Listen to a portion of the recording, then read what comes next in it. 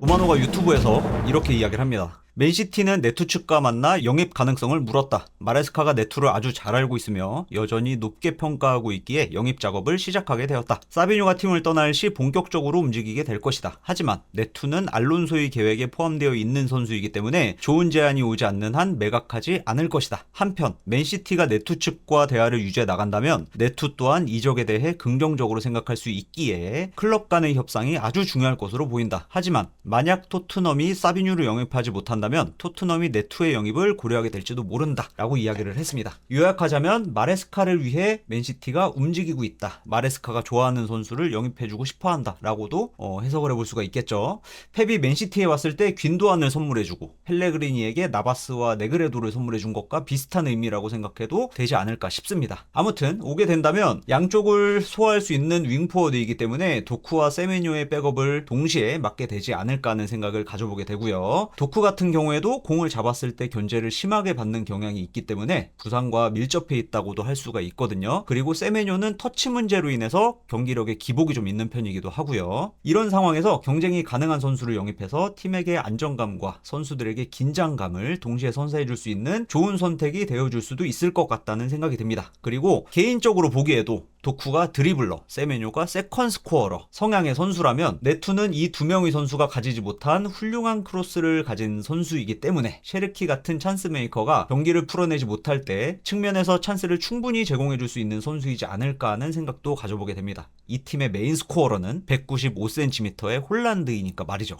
로마노가 이적료를 구체적으로 언급하지 않은 걸 보면 이제 시작 단계라고 보면 될 것 같고요. 가격이 터무니없이 비싸다면 당연히 발을 뺄 것 같긴 한데 만약에 소문처럼 사비뉴를 6천만 파운드 이상에 판매를 하게 된다면 약간의 웃돈을 추가해서 네투를 영입하는 데에 사용하지 않을까 하는 생각을 해볼 수가 있겠죠. 따라서 6,500만 파운드에서 7,500만 파운드 정도까지는 맨시티가 흔쾌히 지불할 용의가 있지 않을까 하는 생각을 가져보게 되네요. 여기에 보너스를 포함할 수도 있긴 하겠지만 백업 선수를 영입하는 데에 구태여 굳이 8천만 파운드 이상을 지불하고 싶어 하지는 않을 것 같긴 합니다만 중요한 건 첼시가 과연 이 가격에 만족할지 여부이겠죠. 그런데 디오망대처럼 이제 막 유명세를 떨치고 있는 10대 선수도 1억 유로로 시작한 해 만회하는 이런 고물가 시대이기 때문에 저 정도의 이적료를 제한하는 게 약간 첼시 입장에서는 현학적으로 느껴질 수도 있겠다는 생각이 들기도 합니다. 그렇다면 이 선수는 어떤 선수인지 빠르게 훑어보도록 합시다.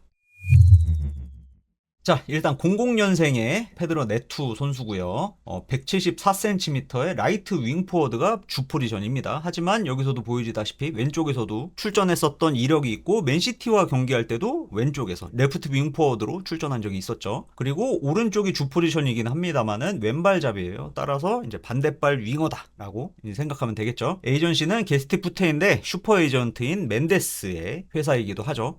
맨시티에 지금 이 회사에 소속돼 있는 선수로는 디아스, 누네스 그리고 니코 곤잘레스 이렇게 있거든요. 만약에 네투까지 추가된다면 네 번째 선수가 되겠네요. 이 선수가 울브스에서 첼시로 이적했을 때 가격을 보니까 6천만 유로로 표기가 되어 있는데 이제 파운드로는 4천에서 4,500만 파운드 정도 발생했었던 것 같아요. 이 표기가 사실이라면은 아까쯤에 예상했었던 뭐 최대 7,500만 파운드 정도까지는 첼시 입장에서도 어느 정도는 고려해 볼 수도 있지 않을까라는 이런 생각을 또 해볼 수도 있을 것 같기는 합니다. 어느 정도는 이득을 챙길 수도 있는 것이긴 하니까. 하지만 이제 또 네투 정도의 선수를 이적시키려면은 그 정도 기량의 선수를 또 영입을 해야만 하긴 하겠죠. 근데 알론소는 윙포워드보다는 이제 윙백을 보다 더 선호하는 감독으로 알려져 있기 때문에 이게 마냥 터무니없는 이적설인 것 같지는 않다는 생각이 들기도 하네요. 자, 이 선수가 주로 이제 어느 지점에서 플레이를 하는지 히트맵을 간단히 살펴보자면 이렇게 와이드하게 뛰는 모습을 확인할 수가 있습니다. 특히나 요 지점 센터 서클 인근에서 공을 주로 터치하는 모습을 보여주고 있죠. 이거는 FA컵에서 리즈와 맞붙었었던 이런 경기에서도 확인할 수가 있습니다. 역할이 잠시 조금 변경이 됐었던 모양인지 반대쪽에도 이제 어느 정도는 찍혀 있긴 합니다만은 주로 오른쪽 와이드한 지점에서 이제 히트맵이 찍혀 있었고 여기서도 마찬가지로 센터 서클 근처에서 터치를 많이 한 걸 우리가 확인할 수가 있죠. 요거는 우리가 기억하고 있어야 됩니다. 이따가 통계 이야기할 때 연관지어서 이야기를 해보도록 할게요. 그리고 주급 같은 경우에는 16만 69만 파운드를 수령하고 있는 상황이거든요. 그런데 안정적으로 런던에서 커리어를 이어나가고 있는 선수를 설득하려면 당연히 임금 인상 정도는 해줘야만 하겠죠. 참고로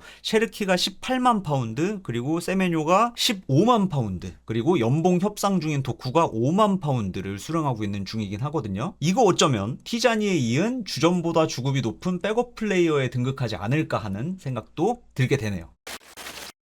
자, 그러면 스탯을 한번 봅시다. 여기서 보시면 인볼브먼트, 그러니까 박스 안에서의 뭐 움직임이나 샷 관여, 뭐 요런 부분에 있어서는 점수를 크게 받지 못하는 모습을 확인할 수가 있습니다. 딥샷은 33점, 딥존은 52점, 매우 낮은 모습을 보여주고 있죠. 그리고 리시브에서도 57점, 28점, 매우 낮은 모습을 우리가 확인을 할 수가 있습니다. 그리고 슈팅 볼륨도 높은 편에 속하지는 않죠. 보시면은 이제 퀄리티 오브 피니쉬 부분에서 보면은 57점, 24점 매우 낮은 모습을 확인할 수가 있습니다. 지난 시즌에 득점 전환력에 있어서만큼은 매우 낮았다라고도 할 수가 있는 거겠죠. 그리고 드리블링도 이것도 좋다고 할 수는 없겠죠. 71.63점을 기록하고 있는 중인데, 재밌는 점이 캐리가 높습니다.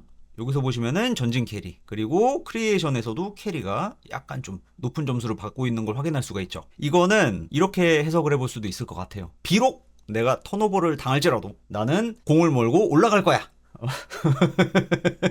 라는 어느 정도의 이제 본인의 스타일이 반영이 된 게 아닌가라는 생각을 좀 해볼 수가 있을 것 같습니다. 캐리가 87점, 90점, 86점이죠. 드리블링이 좋지 않음에도 불구하고 말이죠. 그러니까 턴오버는 어느 정도는 감안해야 한다, 알고 있어야 한다 라고 생각을 해볼 수도 있을 것 같습니다. 드리블링은 좋아하지만 잘하지는 못한다라는 아이러니함을 조금은 가지고 있는 선수다. 그리고 패스 부문에서도 앞선에서, 그러니까 3분의 1 지점에서의 패스 점수도 좀 떨어지는 반면에 전체적인 패스 통계에서는 비교적 높은 점수를 받고 있는 것으로 봐서 전반적으로 압박이 덜한 낮은 지점에서 공을 받는 것을 좋아한다고도 생각을 해볼 수 있을 것 같고, 이런 성향의 선수들은 보통 와이드하고 빠르게 침투할 줄 아는, 이를테면 워커 같은 풀백과 호흡을 맞춘다면 아주 좋은 시너지를 내는 경향이 있는데, 만약에 맨시티가 영입한다고 가정했을 때 누네스가 얼마나 맞춰줄 수 있을지가 관전 포인트가 될 것 같습니다. 물론 펩은 누네스를 가리켜서 와이드하고 빠르고 좋은 크로스를 갖춘 선수라고 평가한 적이 있었는데, 펩이 공격하라는 주문을 반복적으로 했음에도 불구하고 시즌 내내 두려움이 앞서서 공격적으로 올라가지 못하는 모습을 보여주긴 했었죠. 하지만 네투는 누네스와 같은 국적의 같은 에이전시라서 누네스가 어느 정도는 많이 도와줄 것 같긴 합니다만은, 어쨌든 우리 쫄보 누네스님께서 공격수 출신인데 공격을 별로 좋아하지 않는, 전체적으로 밸런스형 풀백으로 진화한 상황인 우리 누네스 님께서는 어떻게 맞춰주게 될지, 네투를 만약에 영입하게 된다면 이것도 이제 지켜봐야 할 것 같습니다. 그리고 여기 보여지는 것처럼 활동량이 좋은 선수라고 알려져 있는 것에 반해서 수비 경합 그리고 수비 스킬은 안 좋다고 할 수가 있습니다. 이거는 뭐 좋은 편은 아니다, 그렇다고 안 좋진 않다라고 이야기할 건 아닌 것 같아요. 태클 앤 인터셉션이 뭐 17점, 그라운드 경합이 58점, 77점, 공중볼 경합도 매우 낮은 편이고요. 그리고 많이 뛰는 선수라고 알려져 있긴 한데 블락샷도 13점으로 매우 낮은 점수를 획득한 것으로 확인이 되어지고 있습니다. 보통은 수비 가담을 많이 하는 윙포워드들은 이 블락샷이라도 조금 점수를 많이 받는 경향이 있거든요. 근데 이것도 좀 많이 낮아요. 아까 그 드리블링과 캐리 스탯을 보면서 아이러니함을 말씀드렸었는데 여기서도 마찬가지인 것 같습니다. 아무튼 뭔가 좀 부족하지만 열심히 하는 착한 아이라고 해석을 해볼 수도 있을 것 같네요. 아무튼 열심히 하는 것과는 별개로 동료 선수들이 힘들어질 거라는 생각이 들긴 합니다. 하지만 여기서 보여지다시피 크로스 플레이만큼은 누구보다 좋다라고 이야기할 수 있을 정도로 여기에 능력치가 몰빵된 모습을 확인할 수가 있죠. 사실 이것만 잘해도 홀란드에게 충분히 도움이 될 것이기 때문에, 그리고 맨시티에 크로스가 없는 건 누구나가 다 알고 있는 사실이기 때문에 다양한 공격 옵션을 만들어내는 데 일조해 줄 수 있을 것 같다라고 정리해 볼 수 있을 것 같습니다.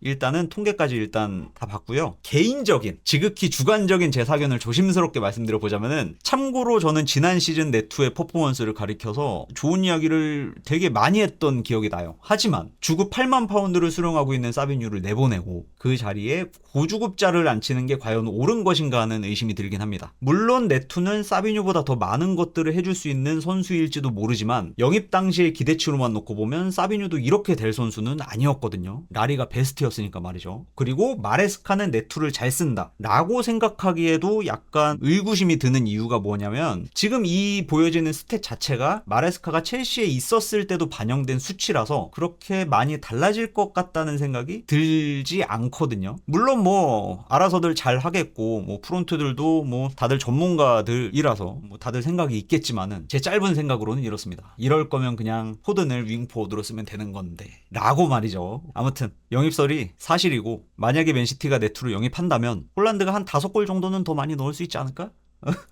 이렇게 대충 얼렁뚱땅 결론을 내리고 마무리하겠습니다.